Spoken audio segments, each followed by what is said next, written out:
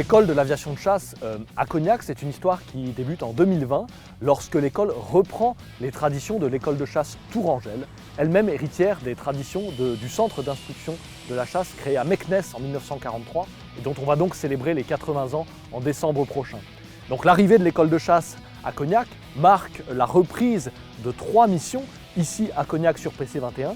D'abord, le fait de fusionner au sein d'une seule et même école sur la base aérienne 709 de Cognac-Château-Bernard, une formation qui était auparavant distribuée sur 3 sites différents, puisqu'on avait la pré-spécialisation chasse sur TB30 Epsilon à Cognac, la formation chasse à Tours sur Alpha Jet d'ancienne génération, et la phase de transition opérationnelle enfin à Cazaux sur Alpha Jet modernisé.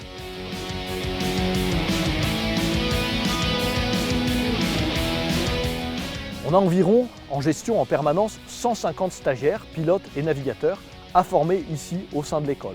Donc cette montée en puissance, son objectif déjà pour commencer, c'est bien d'accompagner et même de permettre la remontée en puissance des unités de combat, des unités de première ligne, que l'on parle d'escadrons de transport ou d'escadrons de chasse.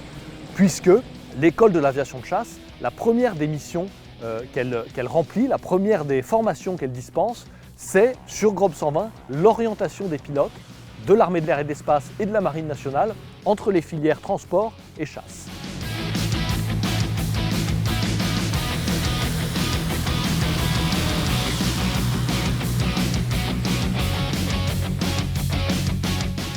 On leur enseigne tout un panel de missions, RR et Air-Sol. On reste dans des missions relativement basiques, mais on arrive à dégrossir pas mal de choses avec le nouveau système qu'on a là sur PC-21. Et ça nous permet de bien les façonner avant qu'ils arrivent sur avion de combat. Ça nous permet de gagner du temps et de gagner en efficacité. Alors l'avantage du PC-21, c'est que son avionique relativement moderne se rapproche de ce qu'ils pourront trouver en escadron de chasse. Et donc on peut aller un petit peu plus loin dans la tactique et les préparer à ce qu'ils verront plus tard avec un radar, avec une liaison de données, avec des systèmes de contre-mesure, etc.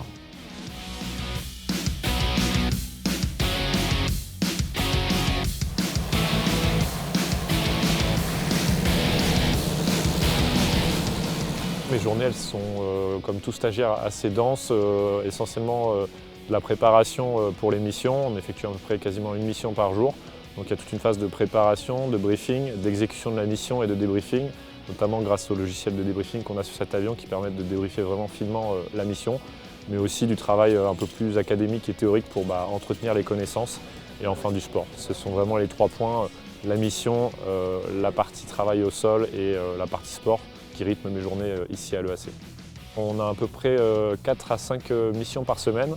On alterne à peu près 30 à 40% de simulateurs et à peu près 60% de vol. On a aujourd'hui des outils de simulation très performants sur PC-21. On peut connecter nos simulateurs ensemble, donc on peut réaliser vraiment tout type de mission. On travaille d'abord au simulateur pour apprendre le système et le maîtriser, et ensuite on va restituer cela en vol avec un instructeur dans des conditions plus réalistes.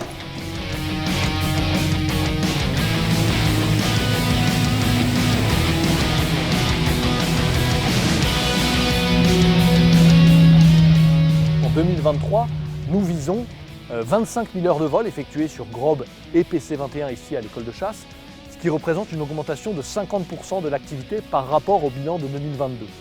L'actualité à l'école de chasse, les nouveautés, c'est évidemment l'arrivée de la flotte de PC-21 issue du contrat Mentor.